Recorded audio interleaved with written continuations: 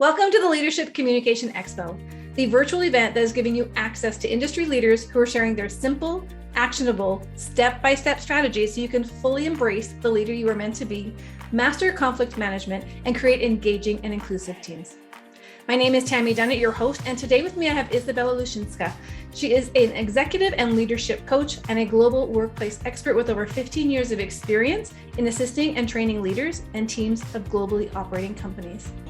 Izabela is the founder of New Global Elite, a training and coaching company specializing in developing leaders and skills for the 21st century business. She holds 6 certifications in leadership, communications, and negotiations from the Harvard University and Harvard Law School. And today, we are going to be talking about outsmarting imposter syndrome, how to unlock your limitless success. Welcome, Izabela. Thank you so much, Tammy, for this introduction and for inviting me to speak at your expo. I am really honored to be here and to share my know-how about this very important topic that affects about 30% of high achievers globally.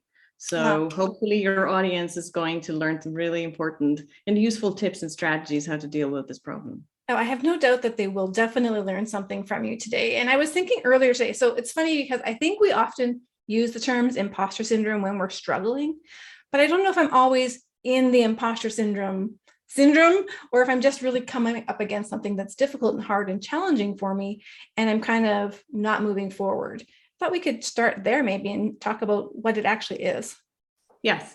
So there is a really big difference and also huge overlap between the imposter syndrome and just healthy self-doubt, right? So there is a difference and there is an overlap.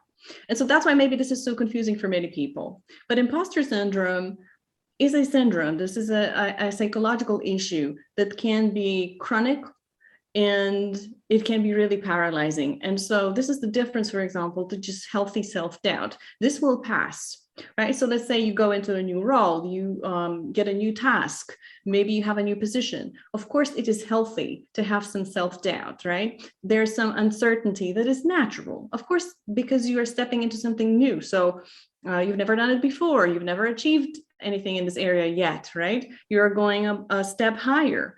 Of course, it is healthy to have some self-doubt and uncertainty, but imposter syndrome is different. So let's maybe start with the definition. And I have a definition here in front of me so that we all understand. And so imposter syndrome is a psychological pattern in which an individual doubts their skills, talents, or accomplishments and has a persistent internalized fear of being exposed as a fraud. Despite external evidence of their competence, those experiencing the phenomenon remain convinced that they are frauds and do not deserve all they have achieved. So do you see the difference between, just being up against a challenge and having imposter syndrome? Yeah, I definitely can see the difference. I'm wondering how people, in thinking of imposter syndrome, because I know I've used those terms before, and in hearing that definition, I'm like, well, maybe it hasn't been imposter syndrome, but it becomes almost so common language in the workplace among leaders, like, oh, I feel like I'm such an imposter, like I'm going to get found out. And so the languaging around it seems to fit their feelings of discomfort, but maybe not fit the actual definition. Yes. So, maybe it's a little bit lazy to put the label of imposter syndrome on everything. And speaking of leaders, Tammy, this is a very important point. Because leadership, by definition, is challenging, right? When you are a leader, you find yourself in situations very often where nobody has been before you. So obviously, you will feel like you have no idea. There is no script, there is no map, it hasn't been charted yet. That's why you are the leader. And again, some leaders will have that healthy dose of self-doubt, which is really good, because what we really don't want to see in leaders is this overconfidence, this bravado, right? But then some of the leaders, because they are high achievers, so imposter syndrome affects about 30% people in that group. That's pretty high. So we can assume that they speak about the genuine imposter syndrome, that they really feel that they don't belong. And so this is very sad, obviously, because the imposter syndrome, the paradox here is that it affects mostly people who are high achieving. So these are the people who will go high up, who will have those high positions, but they will be convinced that they got there because there was a mistake. They got there because of a relationship with somebody, right? Maybe they had a mentor who recommended them, and they feel internally that they didn't really deserve it, but because somebody put in a good word for them, they got that position, right? So they will question, oh, did I really deserve it? Or maybe I shouldn't be here. Maybe I'm not that smart. Maybe I'm not qualified yet. Maybe I'm not in that place yet, but they put me here, and they will find out that they made a mistake, right? So those feelings, those thoughts, they drive a very unhealthy self-doubt that in the worst case can lead to paralysis. Or, one of the coping mechanisms for imposter syndrome is overworking, right? So it can lead to burnout. It can lead to burnout. And that's why this is really unhealthy. And that's why so many leaders also have it. Yeah. And so when you were sharing all that, I was thinking about high achievers naturally probably feel like they can be in advanced positions. Like that's just their goal, that's their ambition, they're going to get there. And then when they actually get there, maybe it's a realization that they didn't know what they were stepping into. I don't know. I'm just kind of speculating, being a high achiever myself, not always knowing what I'm stepping into. And then you kind of get there like, whoa, I guess I didn't really prepare for this. And I can see that self-doubt, maybe starting at self-doubt and turning into a true imposter syndrome. Very good point. So imposter syndrome can be triggered by many things. And one of them is stepping into a higher role, a stretching role, for example, without having a good support system. Yeah. And this can be a trigger, because if you are really capable, if you are smart, and you know that you are, you have the skills, you have ambition, you push yourself, you get that stretch assignment, you get there and you look around and you're like, whew, maybe it's a little bit too high for me right now, right? The air is rare here, but you adjust because there's support, there are mentors, maybe somebody can give you advice, you have a support network, maybe you're very good at getting information from your team. So you pull all those resources together, and then step by step, you occupy that role, right? You own it. But the problem, of course, is that if there isn't enough support, if there aren't enough resources, and you have stretched yourself too far, then you will have problems coping. You will hit the walls and you will feel the pain of it. And then the self-doubt that is not healthy is going to kick in. So this is one of those possibilities where the imposter syndrome can be activated. And this is also a very important thing to add, that nobody is born with imposter syndrome. We are not born with it. Nobody, right? So imposter syndrome is acquired.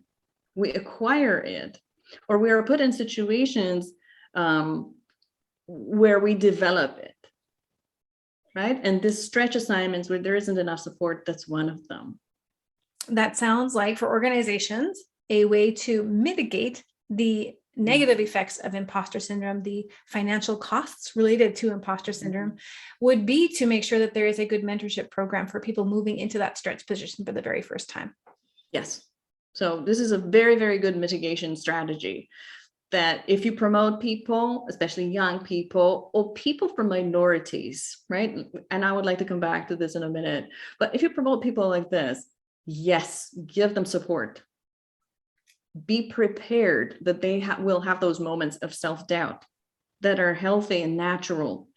Give them a place where they can come with them, and create psychological safety in which they will not feel ashamed for asking for help and advice. Because this is another thing that plagues people with imposter syndrome. That imposter syndrome mostly happens in isolation because people are ashamed of it, right? They are ashamed of this feeling, I'm not good enough. I'm not ready yet. This is not where I should be. This was a mistake. They just put me here because, I don't know, they liked me, or there was nobody else, right? Nobody better. And so I landed this position.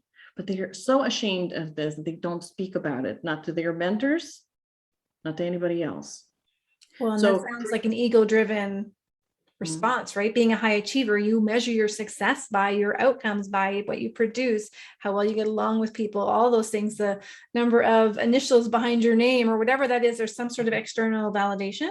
And that when you step into these roles and that's not there, it potentially erodes away your own belief of self. This is what I'm picking up on. Yeah, and this is also true. But the thing is that as high achievers, there's the healthy ambition and there's this imposter syndrome, unhealthy ambition. So people who suffer from imposter syndrome, they all have unhealthy ambition and unhealthy standards. They hold themselves to standards that are so stratospherically high that nobody can fulfill them. Okay. That's an important difference, I think, to share here for sure. Right. So I just want to stress this again. So people who suffer from imposter syndrome will have standards and will set bar for themselves so high that they will have to work really hard to get there, really hard. And this is their internal standard. So nobody put it on them, right? This is not organization, for example. And so there are, for example, different types. This is also interesting, different types of imposter syndrome. And in my gift to your audience, there will be a little bonus there. So people will be able to identify themselves as a certain type. There are 5 types. They were developed by Dr. Valerie Young. And one of those types is, for example, the expert. So speaking of the bar being really high, an expert will only be satisfied with themselves when they know all the answers to everything in their field, that they know everything that there is to be known in their field. Is it a realistic standard? Yeah. So is it a realistic standard, Tammy? No, absolutely not. No. But so this is activated by the imposter syndrome. They feel that because they don't know all the answers, they can never be satisfied with themselves. That's a hard driving person. Wow. I just feel the energy and the heaviness of that goal, on that person to feel like they need to have all the answers. Yeah. But so this is one of those types of imposter syndrome, and there are 4 more. So people will be able to look at them and identify which one they have. Okay. Now you wanted to come back to, you talked about promoting and advancing minorities. I think that's what you wanted to come back to. Yes, because certain groups of people are more prone to develop the imposter syndrome, and the people from minority groups will suffer more often from imposter syndrome.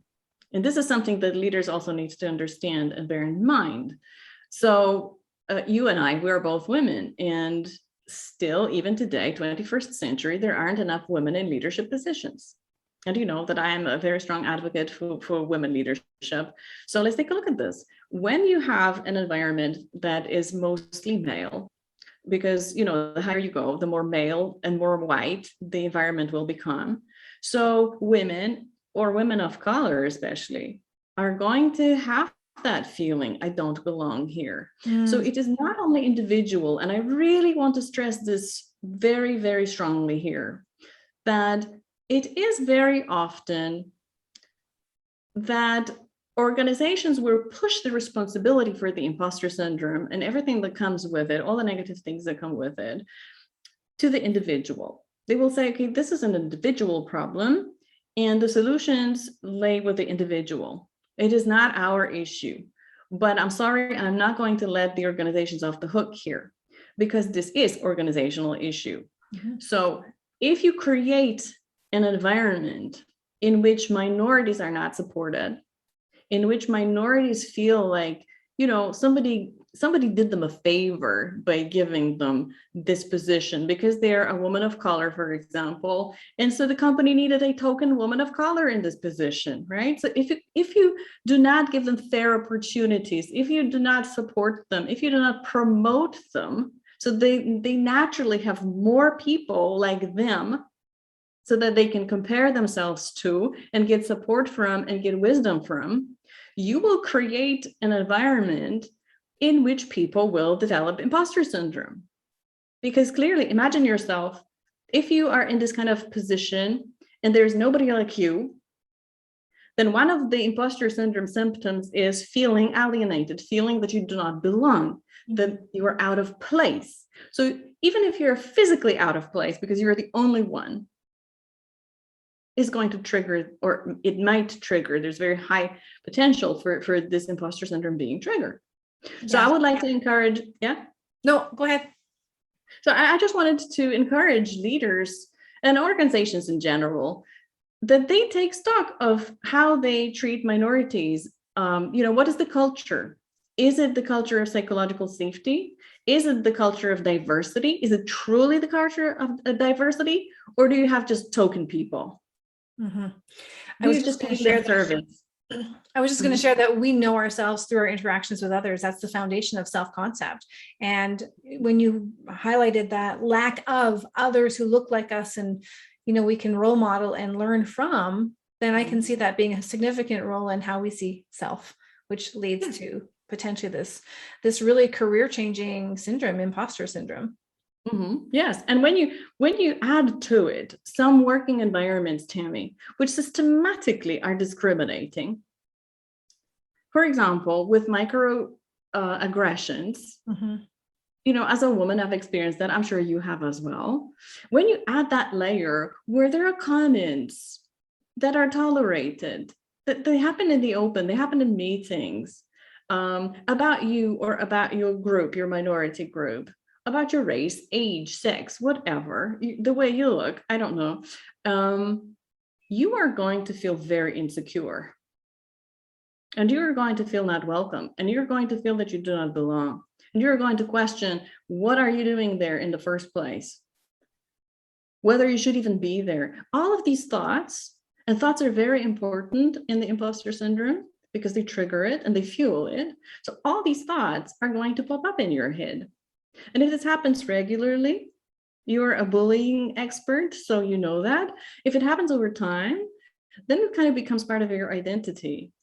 And there are all kinds of coping mechanisms, but none of this is healthy. So organizations and leaders have a really big responsibility here in creating psychologically safe workspaces that are truly diverse so that they support these minority groups and not push them into those feelings of self-doubt and questioning whether they belong or not, and whether they belong fairly, whether they've earned their place at the table, or whether somebody did them a favor. Yes. And as you were sharing that, I was thinking of all the ways in which women are described in the workplace when they bring issues forward. They're emotional, they're sensitive, all those kind of things that genderize an issue when it's actually just an issue. Yeah. Yeah, totally. Yeah. So it needs to be fair. The playing ground needs to be fair. And we cannot label people because of their gender or because how they react. We need to understand that if they come with an issue, as you said, it's a legitimate issue. And as a leader, your role and your responsibility is to get the facts and make judgment later. Yes. Yeah. So this sounds pretty significant. I think thinking about my own, it's probably more self-doubt and, worry that I can't measure up to where I want to be going to sometimes. So less imposter syndrome. But if it was truly imposter syndrome, can we recover from it? Can we overcome it? Luckily, we can.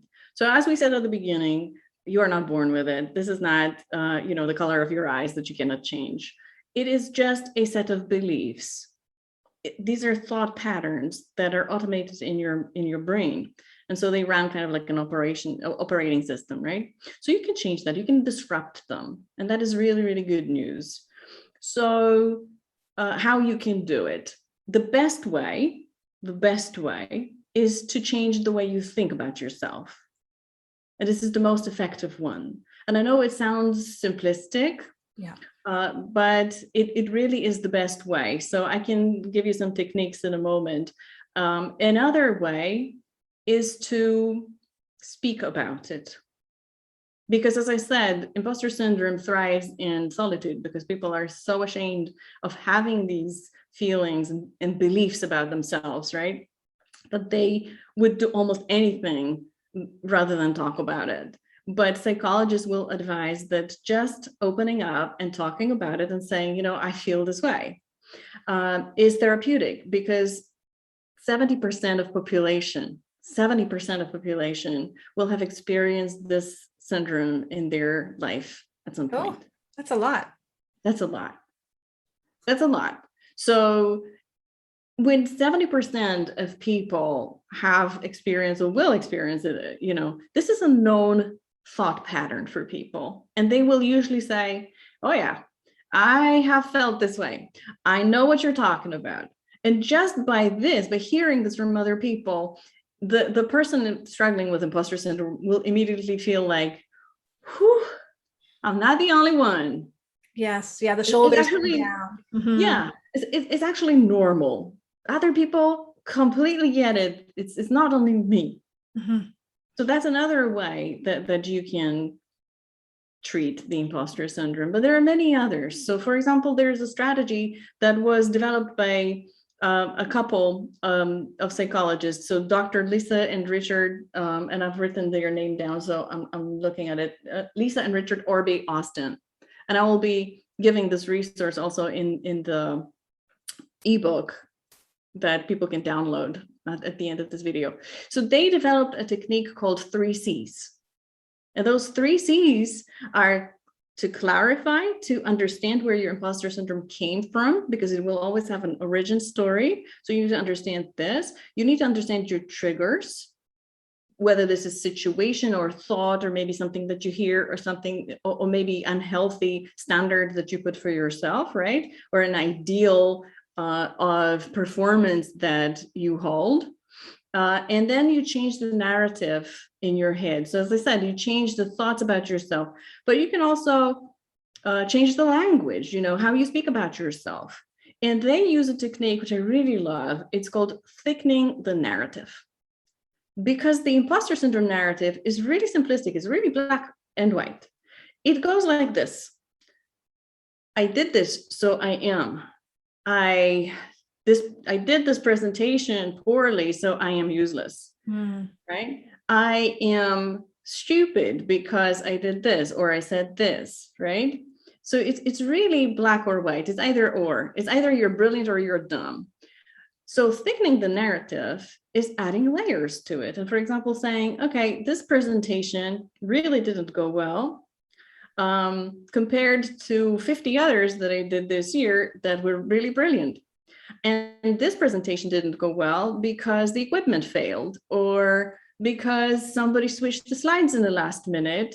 And next time I will check the equipment and I will make sure that nobody adds any slides to my presentation.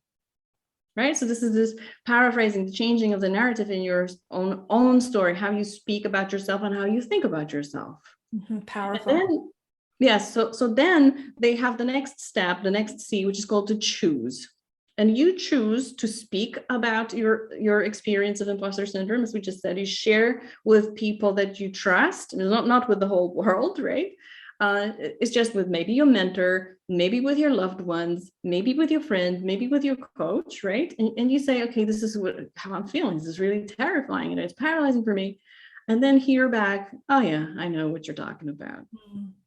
So then this choosing, speaking your truth, also includes speaking about your own achievements, because people with imposter syndrome find it very hard to own their own achievements, because remember, their bar is like, ooh, here.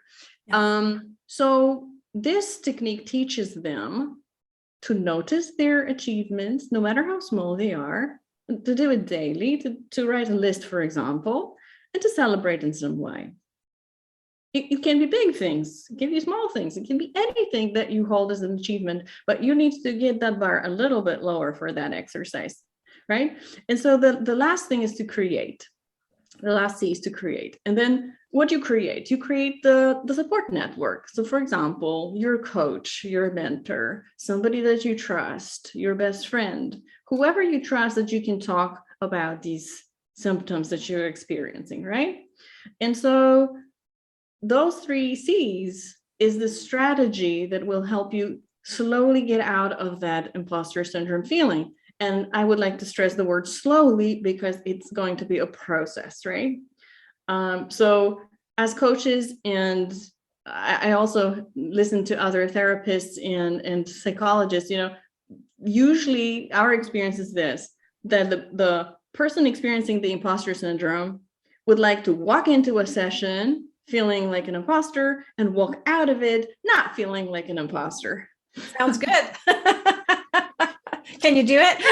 Yeah, totally. I would like to be able to do that. But last time I checked, I went to Harvard, not Hogwarts, and I don't do magic, I love it. So, I can only give people the techniques, right? And these techniques, they work. Another technique is having control over ants. And ants are automatic negative thoughts. And there are different types of it. So we'll also list them in this ebook so that people can identify their ant patterns, because there are patterns usually. Let me just give you an example. Labeling. This is one pattern. So labeling is saying things like people are, or I am. Mm-hmm. Well, this presentation wasn't so great, so I am useless. I suck at presentations. Yeah, we call those static evaluations in my world. They use the very, I forget the word now, but they're unchanging beliefs, because they exist today, they existed yesterday, they'll exist tomorrow, because it is as I am. Yeah, it is. Yeah. So this, I call it labeling. You just put a label on yourself, like you wrote on your forehead saying, "I'm dumb." Yeah. Forever and ever, never going to change. Yes. And speaking of ever and ever, this is also the language, the limiting language, as I call it, that we use. So something is never so-and-so. I will never be able to own this role. I will never succeed in A, B, or C. And I will always be less intelligent than my brother. Yes. Right? So these are those thought patterns that we call ants. And so you can do a lot with ants. But first of all, it comes like every other change. It starts from awareness. You need to catch them. And ants, they're not easy to catch. So you will need to do some work for this. So again, take a piece of paper every day, journal, and say, okay, this is what I noticed in this situation, and see. And over time, you should see a pattern. You should see your favorite type of ant that comes up. So, for example, some of my clients have the catastrophizing pattern, and it goes like this. Oh, this happened. This presentation wasn't good. Oh, wow. They are going to talk about this forever in my department. And because it was so bad, they are going to fire me. And then I will never find another work. And I will die alone, and the cat will eat my face. Yes. So we are laughing, and it's also good to laugh about this. But for these people, this is real. This is real, and this is painful, right? So, but if they catch this pattern, they can disrupt it in the moment when it happens. Okay, so first of all, it's like a detective work with this journaling and trying to find a pattern. But once you know that you have it, that this is your tendency, then in a moment you can say, wait a minute, I'm catastrophizing here. Maybe that's not such a good idea, because it's also not realistic. Yeah. So you can disrupt those patterns, and you can just question them. Where is the data? Where is the evidence that they will fire me? Like, have they fired anybody else after one unsuccessful presentation that, by the way, wasn't so bad, because only 2 slides didn't work so well? Did they ever fire anybody in a situation like this? Where is my data? And question your own logic here. Yeah. I absolutely love everything you just shared. And now I want to go back to those 3 C's, because I wrote down a couple of them. I think I missed the first one to write down. I have choice, and maybe you just summarize them. The first one is to clarify. The second one is to choose, to speak your own truth, right? And the last one is to create. Yeah. And I was going to add one more to that, and that was being conscious.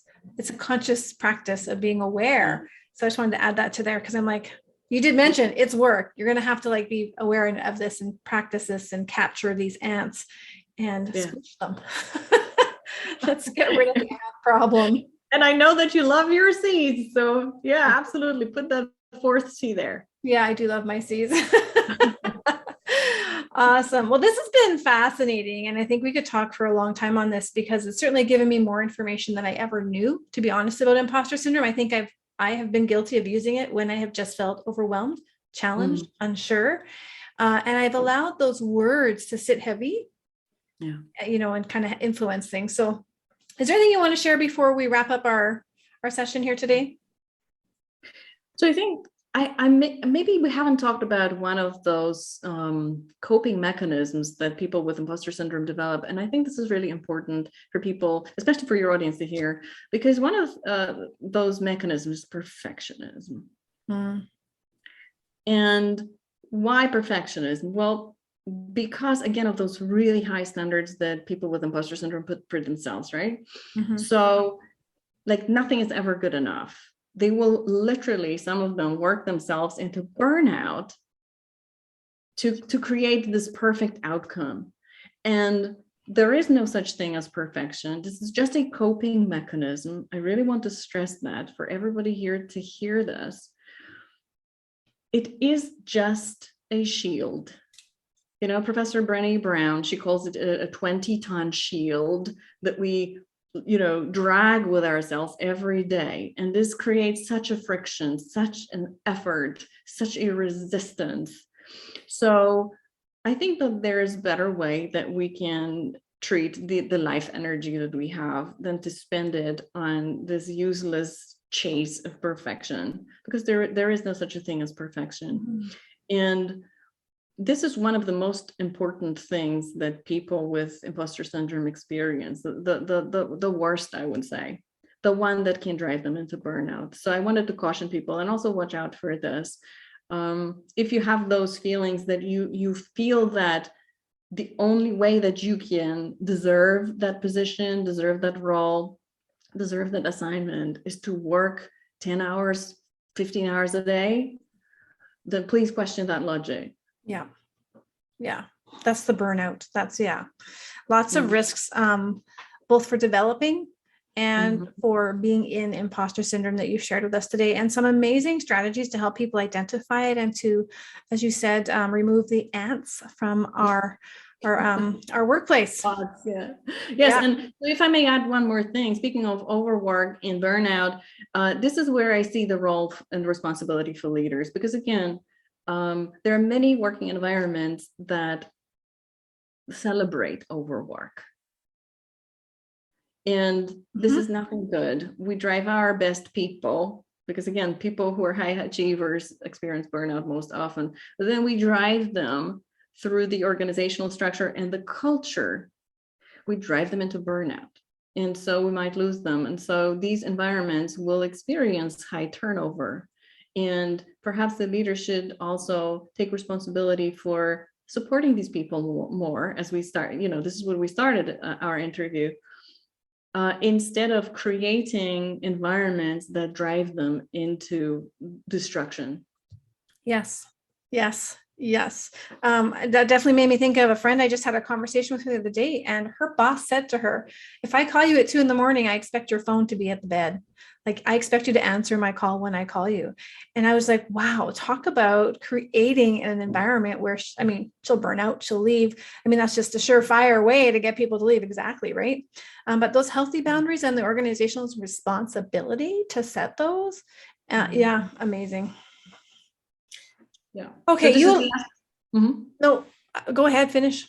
No, I just wanted to say that this is the aspect of dealing with imposter syndrome that practically nobody talks about, because as I said, we give the responsibility for dealing with it to the individual, when very often it is the organization or the environment around the individual that drives those feelings in the first place. And I can see a high achiever almost succumbing to those unhealthy environments because they want to prove their worth. And so they may not even notice those warning signs. They may not even call out those warning signs. They just go, oh, I'm a high achiever. Let's do it. Bring it. And then, over time, start to notice that wear and tear. Yeah, precisely. Yeah. So you alluded to your ebook that you want to share. Would you like to talk a little bit more about that as we close off our session? Sure. So, I've experienced imposter syndrome myself. I know how debilitating it is. and I really want to help people. So I've created this ebook where I put, first of all, I've tried to explain again what imposter syndrome is, so that there's very high awareness what you're dealing with, because you need to know the demon that you're dealing with so that you can exercise it. And then, I also put resources for dealing with it. So those 3 C's that I talked about, those N's, dealing with perfectionism, dealing with procrastination. I put tips and strategies there in this ebook, and also the resources like books or videos that I find useful.